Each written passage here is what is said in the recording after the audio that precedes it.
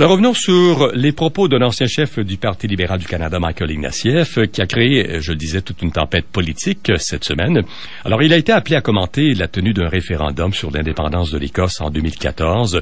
Au cours d'une entrevue accordée à la télévision publique britannique, Michael Ignatieff qui a laissé entendre qu'une rupture est inévitable tant entre l'Écosse et le Royaume-Uni qu'entre le Québec et le reste du Canada. Et devant donc le tollé soulevé par ses propos sur l'indépendance du Québec, il a dû expliciter ses propos et réitérer sa profession de foi dans le fédéralisme canadien. Nous en parlons avec Mathieu Bock-Côté, sociologue et chroniqueur, chargé de cours au département de sociologie de l'UQAM. Mathieu Bock-Côté, bonjour. Bonjour. Bon, avez-vous été surpris? Est-ce que c'est une tempête dans un verre d'eau, d'après vous, ces propos? Oui, je crois qu'il ne faut pas faire dire plus à Michael Ignatieff que ce qu'il a dit véritablement. C'est-à-dire, il y a une thèse de fond, peut-on dire, dans son propos. C'est la déception affichée de quelqu'un qui a cru à l'idéal trudeauiste et qui constate que cet idéal bat en retraite. C'est-à-dire l'idée d'un grand nationalisme pan-canadien, multiculturel, unitaire, progressiste et ainsi de suite. Et Ignatieff fait partie de ceux qui croyaient que le Canada pouvait se réconcilier à la lumière, disons, du Canada de 1982, de la charte de la diversité du multiculturalisme. Et il constate, avec le gouvernement en place à Ottawa en ce moment, que le vieux Canada anglais, qui avait été mis de côté, refoulé depuis une trentaine d'années, remonte à la surface.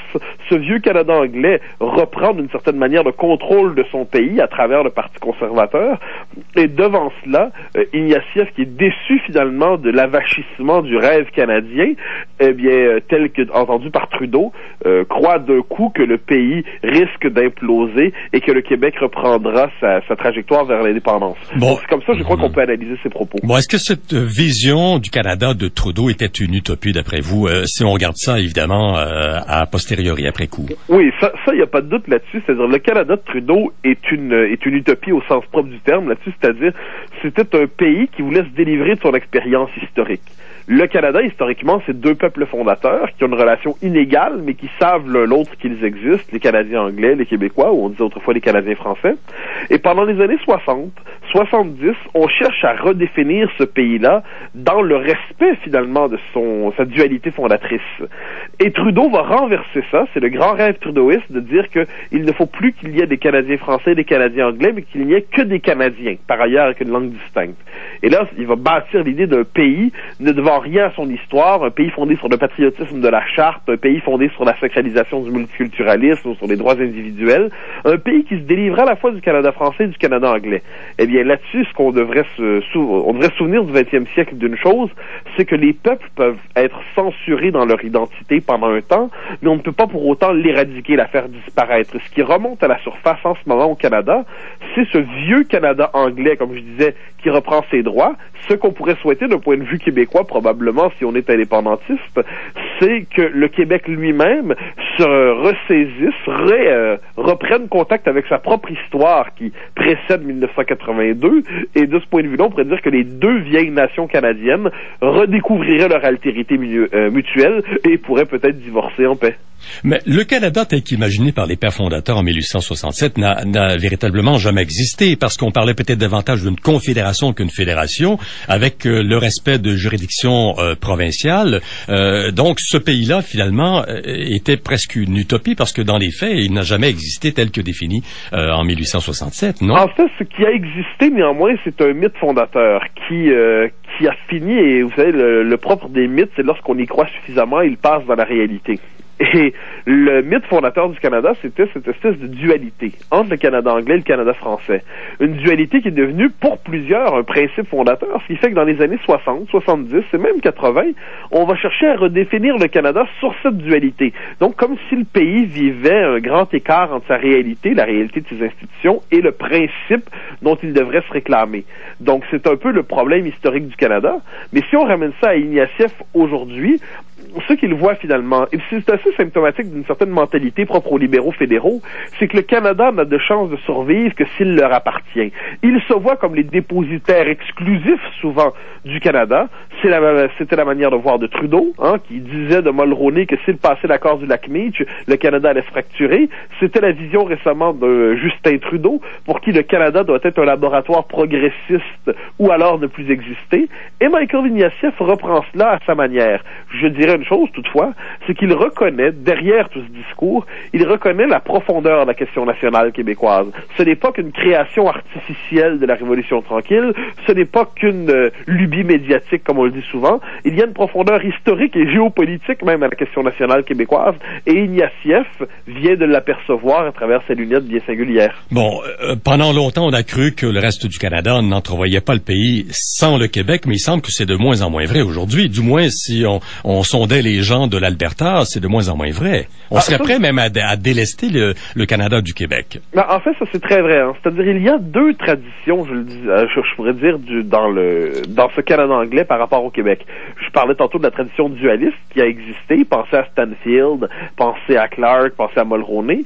Mais il y a aussi ce qu'on pourrait appeler la tradition de l'hégémonie anglophone. On pourrait parler même aujourd'hui du Canada néo-britannique. Donc d'un Canada qui redécouvre son histoire britannique, notamment avec les symboles de la monarchie.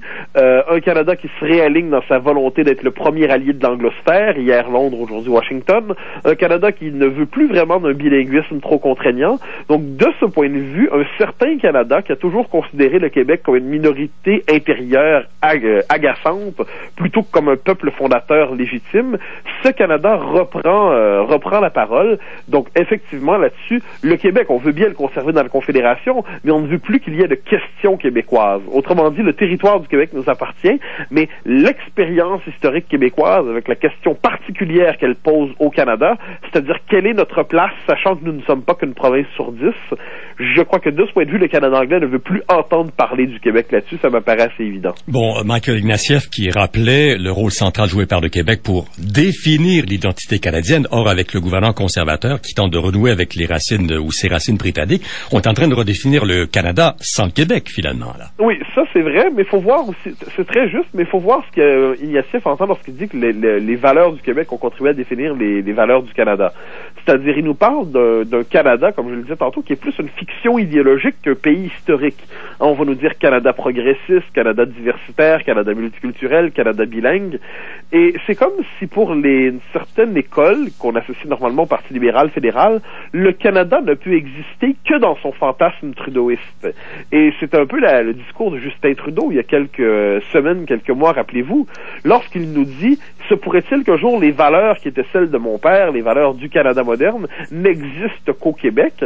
Donc, d'une certaine manière, pour certains libéraux fédéraux, ils nous disent « Les valeurs du Canada, telles qu'on se l'imagine, ne sont plus voulues et désirées au Canada anglais, mais au Québec, il y a encore un réceptacle pour ces valeurs, et c'est à ce moment que les libéraux fédéraux soit se tournent vers le Québec en se disant qu'il deviendra peut-être indépendant, soit pendant quelques secondes font de l'œil envers la souveraineté du Québec. C'était le cas de Justin Trudeau. Bon, ces déclarations, ces propos, tant de Justin Trudeau que de Michael Ignatieff, de leur désillusion en quelque sorte de Canada idéalisé, est-ce que c'est vraiment le signe d'une désillusion ou si on crie au loup pour rien? Est-ce qu'on tire une sonnette d'alarme parce qu'il y a péril en la demeure véritablement? Oui, je crois qu'il y a deux choses là-dedans. C'est d'un côté, il y a effectivement, je crois qu'on crie au loup pour rien, pour reprendre notre formule, c'est-à-dire il faut être aveugle envers la situation québécoise pour ne pas voir que le mouvement indépendantiste, le mouvement souverainiste va mal. C'est-à-dire les sondages confirment l'un après l'autre que la cause nationale au Québec peine à se recomposer, à redevenir un projet politique. Les souverainistes pourraient prendre le pouvoir demain, mais qui croit vraiment qu'ils seraient capables de tenir un référendum? De l'autre côté, l'idée d'indépendance au Québec n'est certainement pas morte. C'est-à-dire, si le projet souverainiste tel qu'on l'a défini depuis une quarantaine d'années va mal, l'idée d'indépendance au Québec n'est pas morte et peut toujours se recomposer. D'une certaine manière, elle n'a jamais cessé d'irriguer la conscience collective québécoise. Et dans des situations de crise, lorsque l'altérité Canada-Québec se redécouvre politiquement, l'idée d'indépendance est toujours à la portée des Québécois. Et de ce point de vue, malgré le mauvais sort actuel du du souverainisme officiel, il n'y a aucun doute que l'idée d'indépendance pourrait, soudainement ou peu à peu, féconder à nouveau la conscience collective. Et reste à voir, ça c'est probablement la question qu'on va se poser dans les prochaines années. Oui, et si on se fie aux derniers résultats CROP parus cette semaine, l'appui à l'indépendance a encore baissé, de même que l'appui au parti québécois de Mme Marois.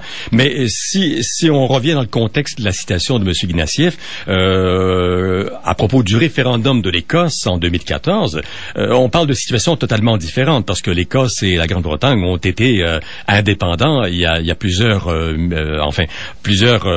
centaines d'années de cela, là.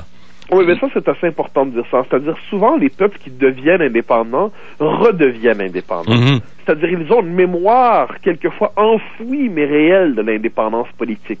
L'Écosse a une mémoire de l'indépendance. Pensez, par exemple, aussi aux anciens peuples de la Yougoslavie, hein, la Croatie, la Slovénie, qui avaient une mémoire, quelquefois, vive ou active de ce que pouvait être l'indépendance politique, ne serait-ce qu'à la manière d'un mythe. Le Québec n'a pas cette mémoire. Ça, c'est le moins qu'on puisse dire. Mais de l'autre côté, Ignatieff note quelque chose d'intéressant. Il note, à sa manière, qu'il y a une aspiration durable des peuples à se constituer politiquement.